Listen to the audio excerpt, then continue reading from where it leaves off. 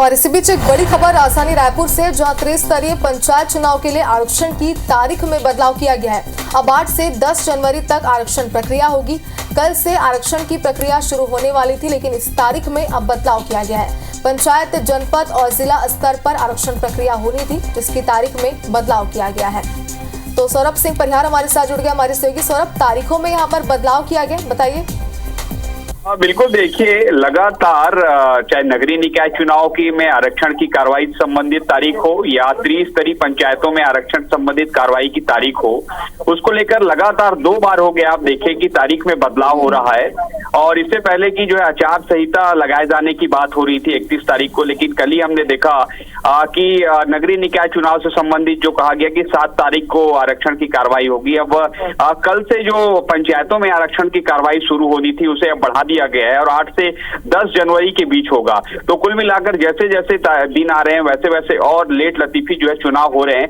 हालांकि इससे पहले कि आप आज ही देखिए कि डिप्टी सीएम अरुण साव कह रहे थे कि 7 तारीख के बाद जो है छत्तीसगढ़ में आचार संहिता लग सकता है, लेकिन इससे पहले देखिए कि 8 से 10 तक तो अब जो है पंचायतों में कार्रवाई होगी आरक्षण से संबंधित। तो कुल मिलाकर जो है लेट लतीफी देखने को मिल रही है और कुछ तकनीकी कारणों की वजह से संभव है कि ये आरक्षण की कार्रवाई लगातार बढ़ाई जा रही है, क्योंकि एक बात बार बार सामने आ रही कि छत्तीसगढ़ में जो है 1 नेशन 1 इलेक्शन की तर्ज पर जो है ये 2 स्थानीय चुनाव कराए जाने की चर्चा है। उससे संबंधित पूरी तैयारियां जो है छत्तीसगढ़ की जो है ओर से आयोग ने और छत्तीसगढ़ सरकार की ओर से उनको जो तैयारी करनी है वो पूरी कर ली गई है।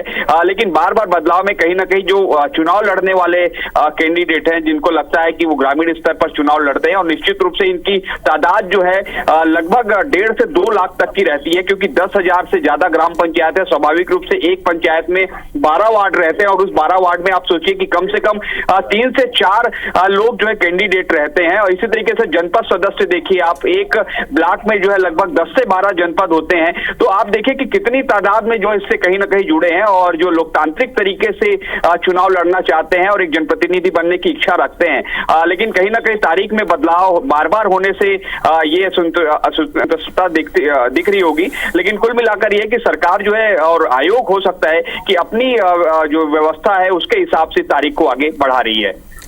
बिल्कुल सौरभ, जैसे कि आपने बताया लेट लतीफी तो यहाँ पर बढ़ती जा रही है, तकनीकी कारण हो सकते हैं ये भी आपने बताया। चलिए आगे अपडेट जरूर आपसे लेंगे। बहुत शुक्रिया तमाम जानकारी के लिए।